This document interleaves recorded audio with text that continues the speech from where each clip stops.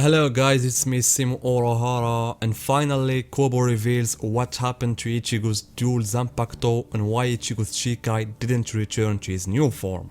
And frankly, the answer is somewhat surprising. I'm going to show you Kobo's answer, and at the same time I'll explain what he said as well as discuss some things related to his answer. And so guys, in one of the questions directed to Kobo, a fan asked him about the reason why Ichigo's Shikai returned to this form and why it didn't return to its new form, the dual Zanpakuto. The fan offered some explanations such as whether this is due to the fact that the Bankai was destroyed and Ichigo's Shinigami and Quincy power were stolen, so all of these things made the Shikai return to its old form. Or is it just Ichigo's desire and he is the one who made the Shikai in that form? And here Kobo will answer, and I need guys your focus because he added in his answer a new concept that we were unaware of. Kobo says that Ichigo's dual Zanpakuto is made up of blade and scabbard.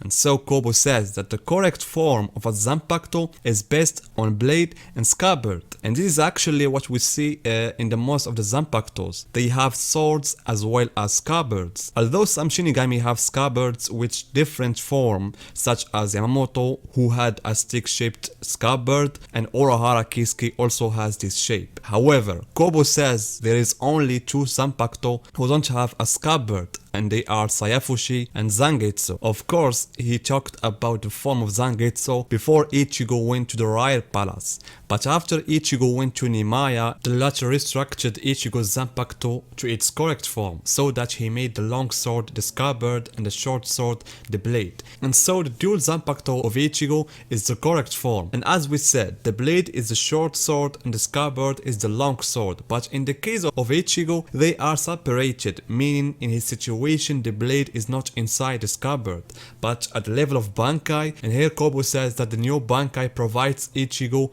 with scabbard, so that as you can see in this scene, Ichigo puts the short sword next to the long sword. That's why if you look at the shape of Tensa Zangetsu, you will find that the white sword really represents a scabbard for the black short sword. And here after Kobo says that what we saw after Tensa Zangetsu was broken is the real Zangetsu. I have already talked about this point precisely, and I told you in this theory that this sword is the real Zangetsu. The important thing is that Kobo says that the reason for the return of the Shikai to this form is because Ichigo absorbed the scabbard and thus returned the Shikai to its previous state, which is the real Zangetsu. And that if Ichigo wanted to make Zangetsu split into two blades, he could, but that goes back to Ichigo. And so it appears that the reason why Ichigo did not return to the form of dual Zanpakuto is due to a personal desire from him, and not because his power were stolen or something like that. Rather, this is evidence that the power of the Quincy